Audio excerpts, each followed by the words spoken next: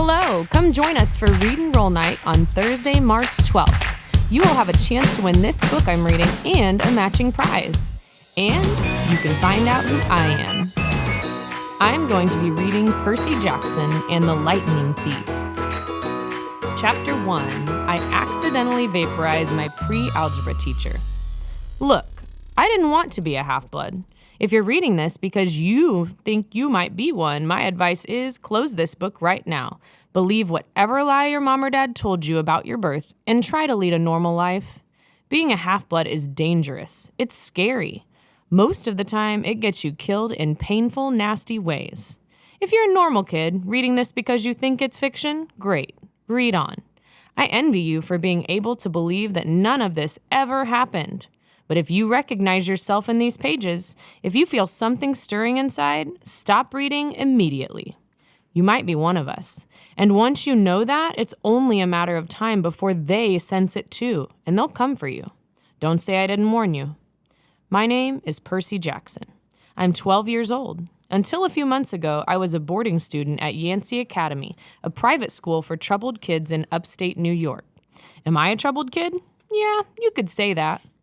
I could start at any point in my short, miserable life to prove it, but things really started going bad last May when our 6th grade class took a field trip to Manhattan. 28 mental case kids and 2 teachers on a yellow school bus heading to the Metropolitan Museum of Art to look at ancient Greek and Roman stuff. I know, it sounds like torture. Most Yancey field trips were. But Mr. Brunner, our Latin teacher, was leading this trip, so I had hopes. Mr. Brunner was this middle-aged guy in a motorized wheelchair. He had thinning hair and a scruffy beard and a frayed tweed jacket, which always smelled like coffee. You wouldn't think he'd be cool, but he told stories and jokes and let us play games in class. He also had this awesome collection of Roman armor and weapons, so he was the only teacher whose class didn't put me to sleep. I hoped the trip would be okay. At least, I'd hoped that for once I wouldn't get in trouble.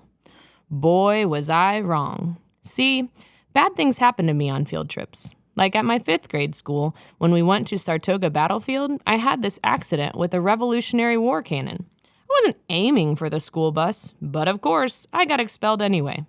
And before that, at my 4th grade school, when we took a behind-the-scenes tour of the Marine World Shark Pool, I sort of hit the wrong lever on the catwalk, and our class took an unplanned swim.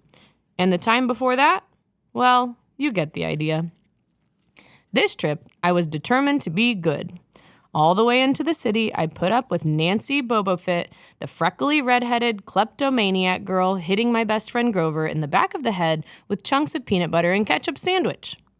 Grover was an easy target. He was scrawny, he cried when he got frustrated. He must have been held back several grades because he was the only 6th grader with acne and the start of a wispy beard on his chin. On top of all that, he was crippled. He had a note excusing him from PE for the rest of his life because he had some kind of muscular disease in his legs. He walked funny, like every step hurt him. But don't let that fool you. You should have seen him run when it was enchilada day in the cafeteria.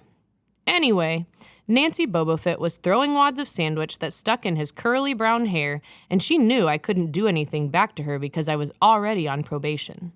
The headmaster had threatened me with death by in-school suspension if anything bad, embarrassing, or even mildly entertaining happened on this trip. I'm going to kill her, I mumbled.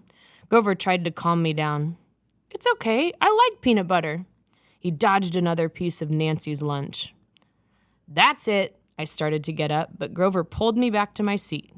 You're already on probation, he reminded me. You know who'll get blamed if anything happens. Looking back on it, I wish I'd decked Nancy Bobofit right then and there.